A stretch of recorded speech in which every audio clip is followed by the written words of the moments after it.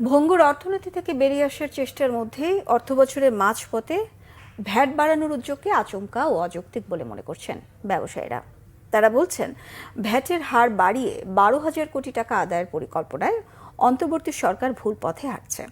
অতীতে ভ্যাটের হার কমিয়ে আদায় বাড়িয়ে রাজস্ব বৃদ্ধির দৃষ্টান্ত তুলে ধরে ব্যবসায়ীরা জানান, শেষ পর্যন্ত ভ্যাটের হার বাড়ানো হলে আন্দোলনে যাবেন তারা। গোলাম ময়নুল্লাহ হাসান জানাচ্ছেন বিস্তারিত।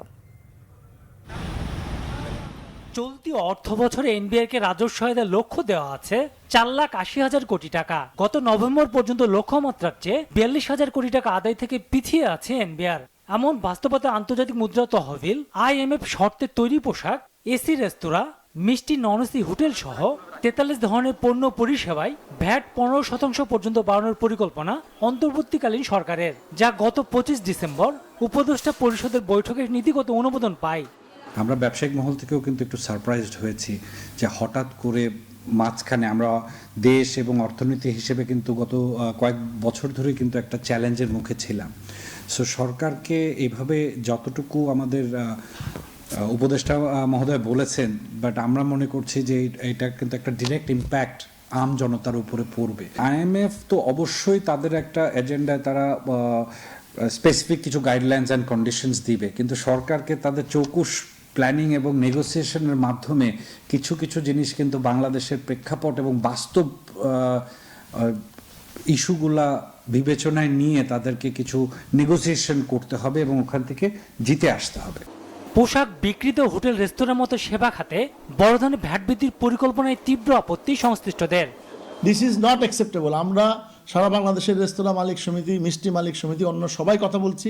আমরা অচিরেই 2-1 দিনের মধ্যে আমরা বসবো, আমরা বসে আলোচনা করছি যাতে যদি সরকার আমাদের দাবি না মানে আমরা সারা বাংলাদেশে ধর্মঘটে চলে যাব। সরকারি আমলা যারা চোর, যারা লুটেরা, যারা দুর্নীতিবাজ, তাদেরকে চিহ্নিত করে তাদেরকে উপযুক্ত শাস্তির ব্যবস্থা করেন, তাদের ঘুষ বন্ধ করেন, সব বন্ধ করেন, তাইলে আপনার রাজস্ব আদায় বাড়বে।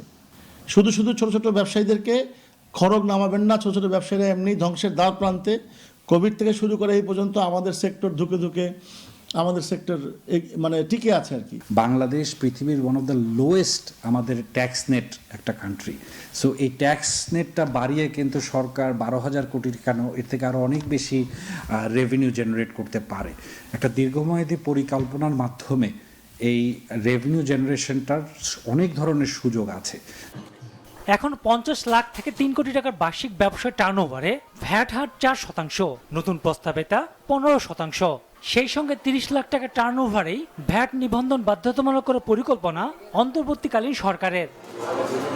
গোলাম ময়নুল্লাহ হাসান, বাংলা ভিশন, ঢাকা।